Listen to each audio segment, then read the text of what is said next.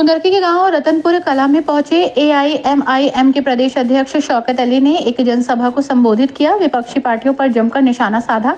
आपको बताते चले कि कुंदरकी विधानसभा सीट पर भी उपचुनाव होना है, जिसको लेकर सभी राजनीतिक पार्टियां अभी से अपनी तैयारी में जुट गई हैं। जनता के बीच जाकर अपनी प्राथमिकताएं भी बताने लगी हैं। बुधवार की देर शाम रतनपुर कला में मीम पार्टी की एक बैठक आयोजित की गई, जिसमें कुंदरकी विधानसभा के लिए पार्टी के प्रत्याशियों को चुनाव लड़ाने की बात कही गई। कार्यक्रम में बड़ी तादाद में लोग पहुंचे।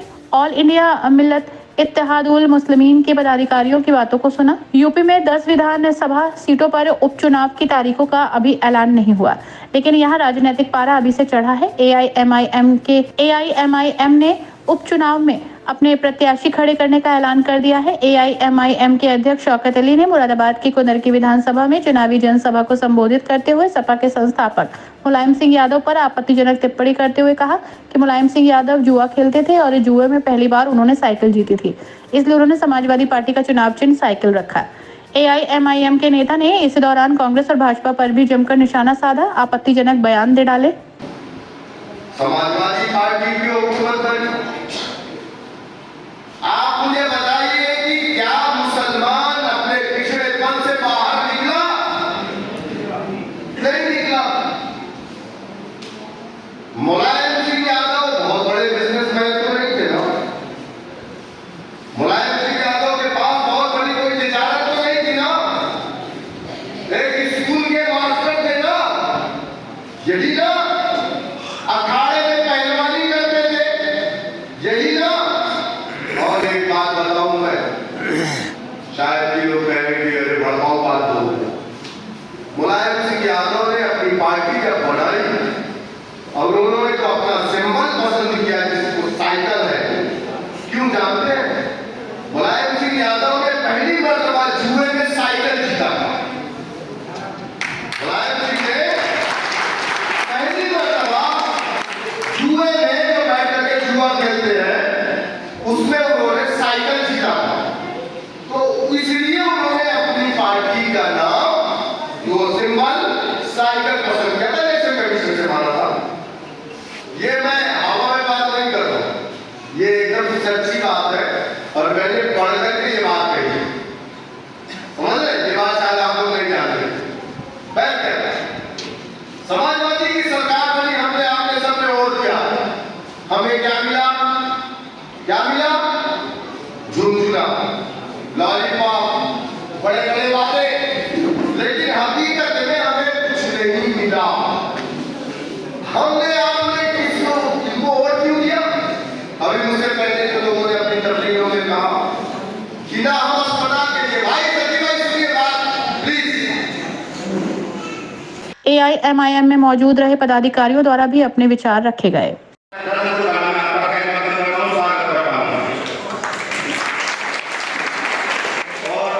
मेरे सामने मौजूद बुजुर्ग नौजवान साथियों, सभी को अस्सलाम वालेकुम व रहमतुल्लाहि व बरकातहू। मैं ये आपको बताना चाहता हूँ, एक शेर के साथ में जो लोग हमारे देश के प्रति वफादारी पे एतराज करते हैं, उंगली उठाते हैं, मैं उनको इस शेर के माध्यम से बताना चाहता हूँ। कभी जलजला आएगा, कभी तूफान आएगा, कभी जलजला तो कभी तूफान आएगा, कभी बहुत से बड़ा सामान आएगा, और जब भी हिंदुस्तान की हिफाजत सबसे पहले